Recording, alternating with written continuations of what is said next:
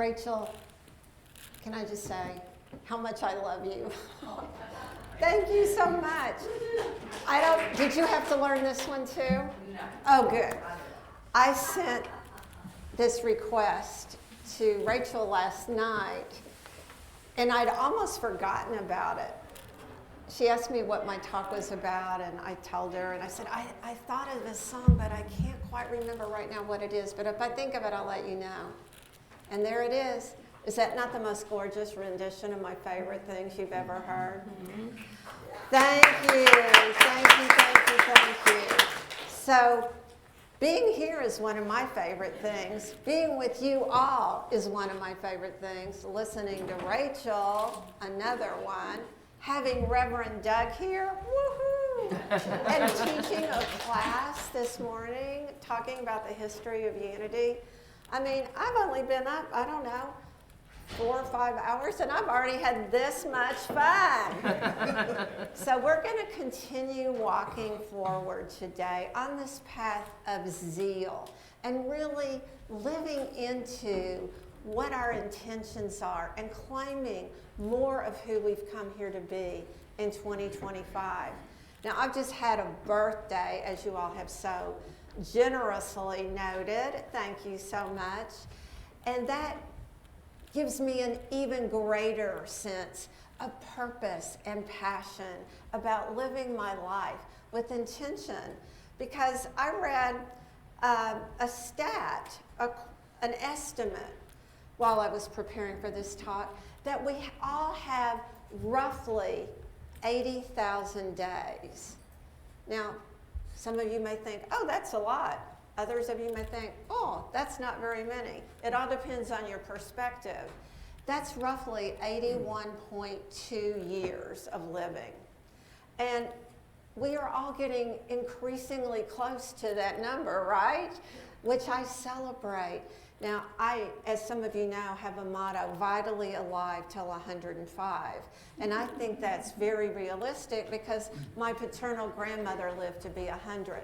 Also named Nancy, and also described as a little bit feisty and a little bit, difficult at times, but very purposeful and passionate and loving, and one who cares deeply about the people in her presence. So what I want to do today is remind you of the power, the spiritual power or ability of zeal, and how we can more fully accelerate that, how we can amplify that to really live our best lives and feel joyful throughout the days, the weeks, the months that lie before us. You know, it's so exciting to turn the page for a new calendar. It's January. We just got our calendar. Our favorite calendar is from WWF. I don't know if you all have seen those calendars. It's World Wildlife Fund. And I don't know, they were delayed. And we were getting so concerned that it's huge. It's been our favorite calendar for years. And we finally just got it. And it is in its perfect place once again to help us appreciate the wildlife around us and all the beautiful creatures of the planet Earth, and to set our intentions to live our life with meaning every day. So let's just talk a minute about what brings you joy. So let's just have like a free-for-all for a minute or two. Somebody shout out, what brings you joy? Dancing, okay. Sailing, and we've seen some of those videos. I see a lot of joy in those. What else? Music. Music, I have a bunny in my front yard. Say again? I have a bunny. Oh, a buddy, that's right. You have somebody that's come to visit you, that's adopting you, right? What else? Sunshine, and we have glorious sunshine today, right? It may be a little nippy with the windshield, but we can appreciate that warm sun. What else? My grandson. Your grandson. Oh, I can relate to that. Absolutely. Oh, did we all just go to the top of a mountain? Is there snow on the mountaintop? Or is it? Spring. It's spring, okay. It's lush, it's spring. Snow is melting. The snow is melting. It's flowing down into the rivers and creeks below.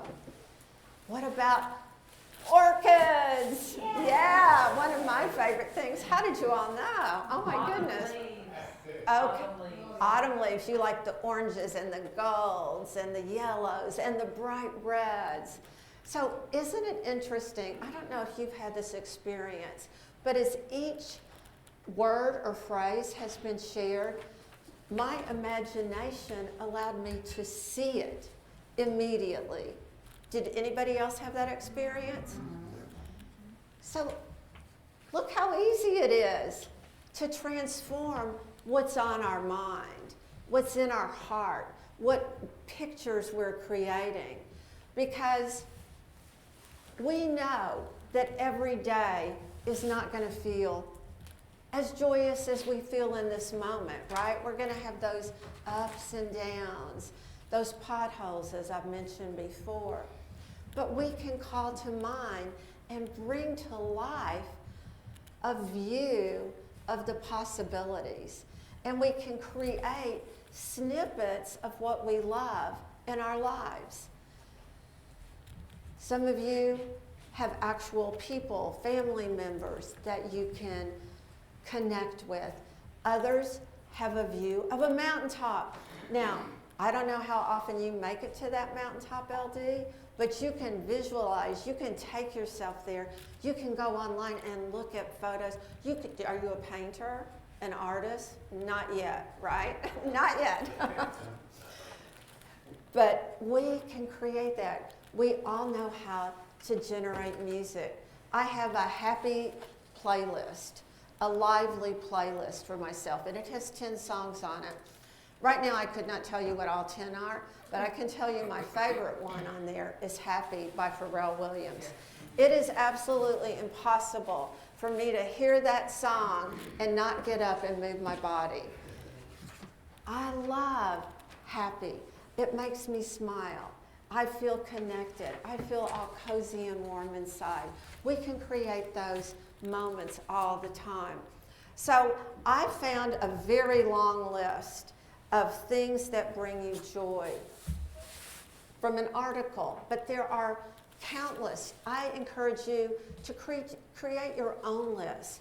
What brings you joy on a regular basis? But how could you cultivate even more of it? Maybe you don't have a cat or a dog to hug on, but maybe there's somebody in here. I know Raina has a few that you can borrow. I know Doug has countless pictures of his beautiful puppy on Facebook. You can look at those photos and call a time when you had that experience into your memory. I don't see a lot of sunrises, to be honest, because I am not the best early morning person. I've always been more of a sunset girl than a sunrise girl. But what we want to do is cultivate that joy, because it's an antidote to so many things that cause harm to us. Stress, high blood pressure, the sense of being burned out. And I know that maybe you're not employed in a 9-to-5 kind of job. Maybe you're more of a volunteer now, or maybe you have part-time work like I do, where I don't work all day, every day, but I work in snippets that allow me to kind of pick and choose. But we can still feel burned out. We can still feel overwhelmed. We can still feel as if the world is daunting. And there are some things that are going to happen soon that might cause us to feel a bit of concern, because we know that things are always ongoing, evolving, and percolating. Now, LD, I got so excited when I heard you talk about MLK weekend and that celebration. And I have volunteered and done the service work before, and it is profound. The things that bring us joy that involve service are so available and easy for us to step into. But we have to continue to build on that. Because from teaching self-care, as you all know, that was one of the classes that I taught for Unity Worldwide Spiritual Institute. People are not necessarily putting themselves at the top of their priority list, right? It's easy to overschedule and to put everything else above me time. Me time is not selfish. I know you've heard me say that before. Because we want to create the kind of joy that is going to create ripple effects and spread to other people. That's really the whole principle of Zeal. Now, I started my comments, my script, which I'm not following whatsoever, with a quote by Charles Fillmore, which many of you may have heard, but it's always worth repeating. Because Charles Fillmore, our Unity co-founder, at the ripe old age of 93, said this: "I fairly sizzle with zeal and enthusiasm and spring forth with a mighty faith to do which is mine to do." So, does that sound like you getting out of bed in the morning? I've already revealed that it doesn't sound a lot like me, except on the days I'm coming to Unity on Greenville. That gets me up and going a little bit more easily. But wouldn't it be great to feel that each and every day? We have to find those ways to create positivity and eagerness in our lives. So I'm going to give you a couple of tips today. The resource that I'm going to share with you is accessible to everybody that has a computer or a phone and knows how to use it. Does that cover everybody in here? I hope so. If not, talk to me after the service. Because through unity.org, www.unity.org, they have monthly affirmations every month, plus a plethora of reading material that you can print out, you can download, you can print it off, you can use it for yourself and your own spiritual evolution. This month, they have 5 different affirmations. They're all different, they're all unique, and they start with inner peace. Inner peace, that's the starting point. If we don't have inner peace, the world is going to look chaotic, right? We're going to see out there what we feel internally. And the affirmation for this month related to inner peace is this: I am peace, serene in this moment.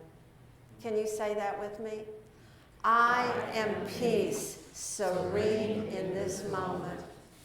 And this moment is all we have. Right here, right now. We are in the right place at the right time. And we come here, yes, to connect with each other and to have these wonderful potluck lunches and all the other fun activities that happen here at Unity on Greenville. But for me and for many of you, this is a place that we step into and we feel that inner peace. We feel safe. We feel protected. We can feel the collective energy of all the people that have ever sat in these pews, all the ministers that have delivered exhilarating messages that got us on fire and set us up to go out into the world and share those same kind of messages. The second affirmation word for January is faith.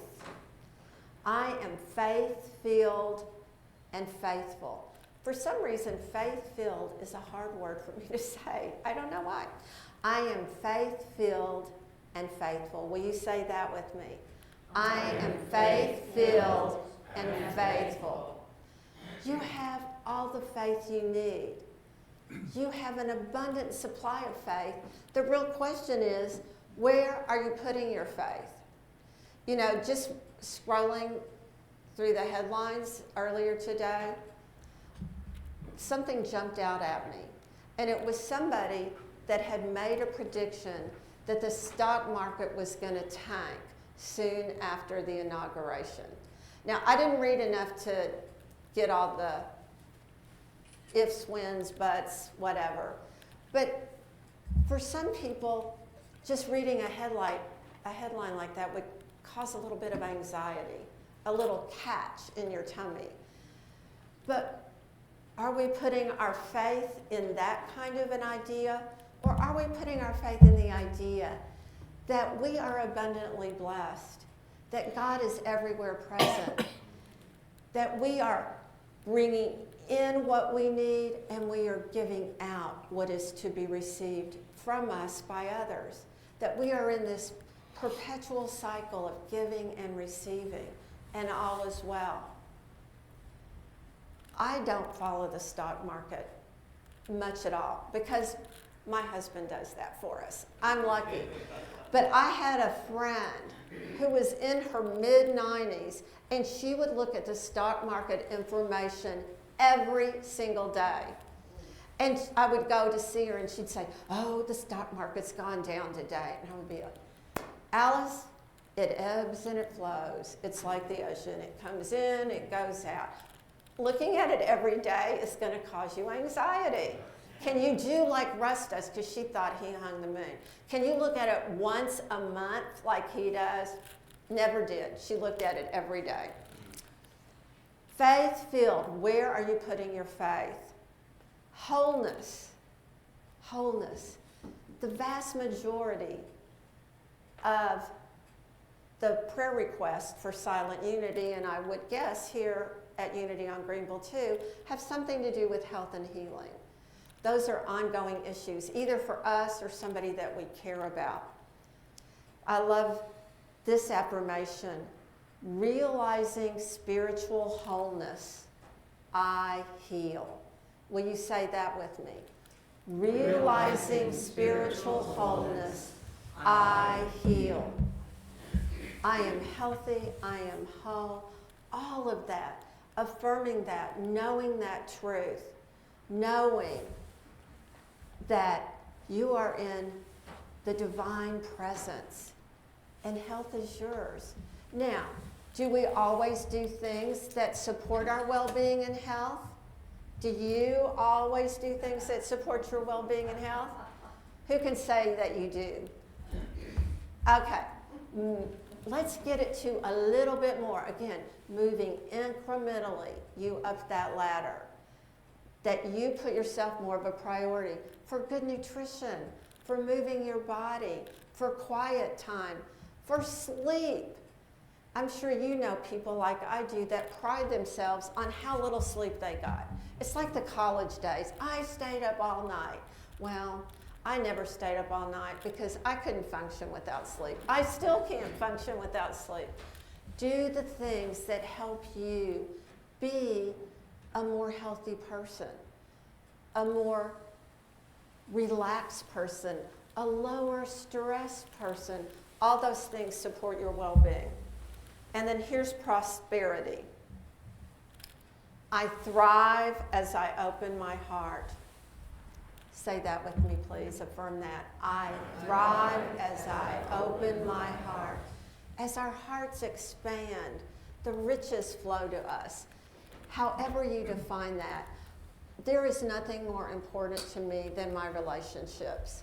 My relationships with so many of you that are growing and building as we become closer and know each other better. I had 5 beautiful people with me this morning for the new member orientation. We all walked away knowing each other better. It was fascinating and expressive and meaningful. It was so sacred that I had a hard time getting up and moving away from that table. It was just one of those moments where you know you are truly with other human beings. That's how we thrive, through connectedness. And then finally, something that really speaks to me right now. World harmony. Now, we've had many jokes over the years about world peace. Remember when all the contestants in the Miss America contest would say what they wish for? It was always world peace, right? But it's true. We need more harmony. But it starts inside us. It starts with our relationships with those in our immediate environment, and then extends out. Those ripple effects go out throughout our city, throughout our state, across our country, and around the world. So this one is powerful for me. I get chills every time I read it. I shine the light of love in the world. Will you affirm that with me? I shine the light of love in the world. Yes, we do. We are shining our light. And this world needs our radiant light. It needs our love, our positivity, our compassion, our kindness, our sensitivity. I have colleagues, many colleagues that live in California, and friends of friends.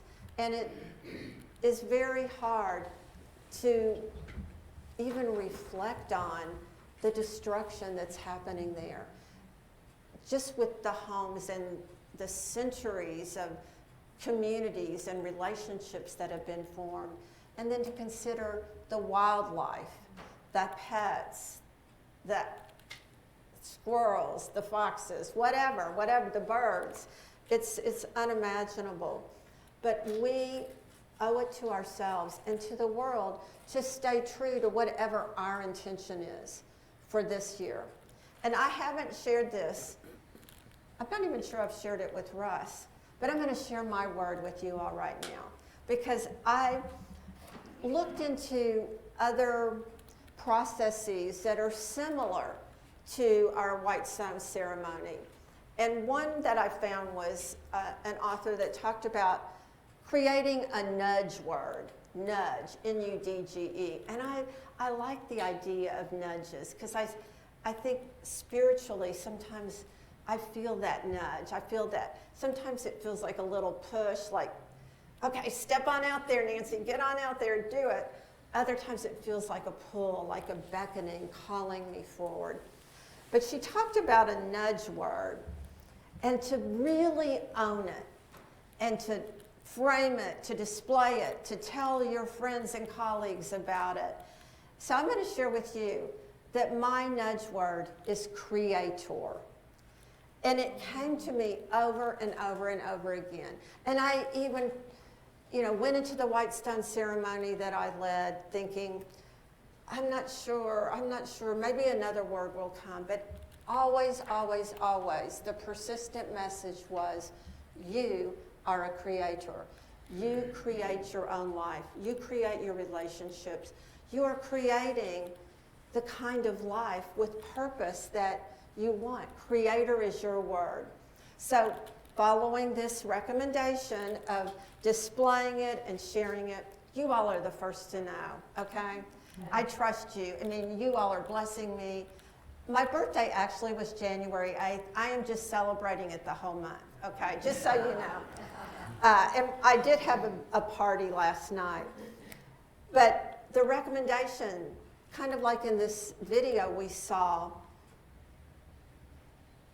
I'm trying to think which one that was, but I think it was, well, it doesn't matter. Leaving sticky notes all over your house. I love Post-it notes. I definitely wish I had invented them, but I am grateful to have them, and I love the colorful ones because I'm a very color-coded kind of person. In fact, I'm going to read you a story in a minute from this book, 100 Years of the Daily Word, and you see how I use my Post-it notes just to mark my place. Anyway, take your white stone word, your nudge word, and put it around. She suggested using it as a screensaver. I'd never thought of that. Again, something to keep it in focus. Put it in your morning prayer time, your check-in, your meditation. Put it in your evening time. And I tell you, it has really felt empowering to me to call it to mind, especially in those moments where I have a uh-oh, or a moment of uncertainty or a moment of, I'm not sure. Just call it to mind. Just take that time to pause. Creator. I am a creator. I am creating my reality. What do I want to create? Do I want to create fear, or do I want to be strong in my faith? That's what I'm being called to do. So continue thinking about and implementing those things that bring you joy. I made you some little cards because, you know, I love for you all to have takeaways. And I think you all expect it now, right? Yeah. Yeah. So let me just tell you the story on these.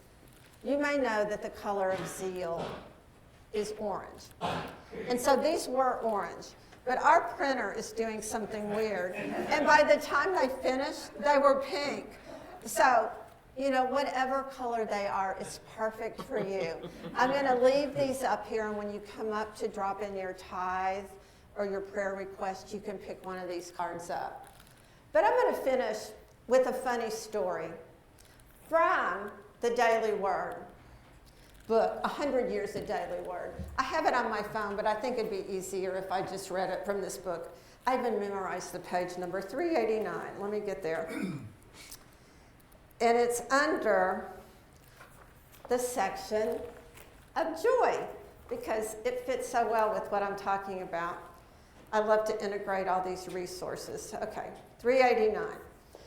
Well, the funny thing about this poem is that it was written in April of 1927, and that is the month my dad was born. And he would have said, he would have loved this story. I mean, my dad, he came to the Unity Church with me on Forest Line a number of times. I think he was, at heart, he was a very, very Unity person, but he just didn't live in an area where he got to experience until he came to my house. Anyway, this is called the croaker. Got it? Croaker, like a frog. And it says the Oklahoma Mason is the author. I'm not quite sure what that means, but just listen to this message and let it resonate with you.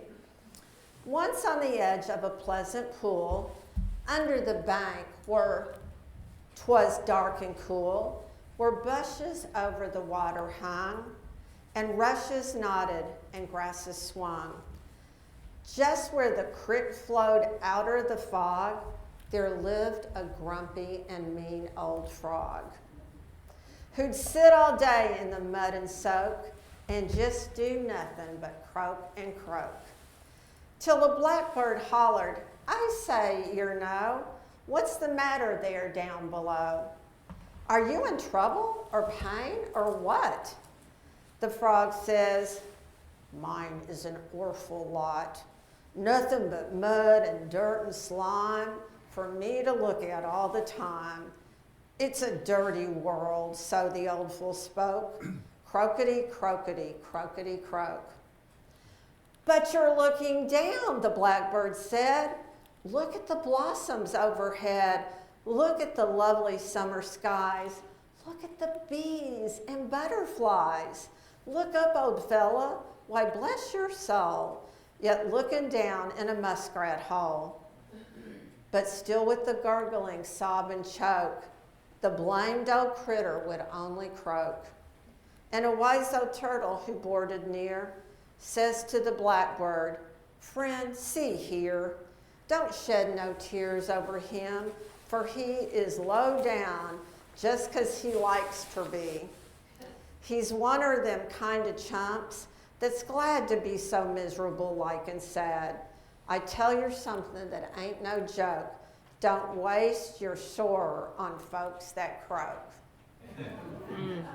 So take from that what you may, but let it be an inspiration for you to remember.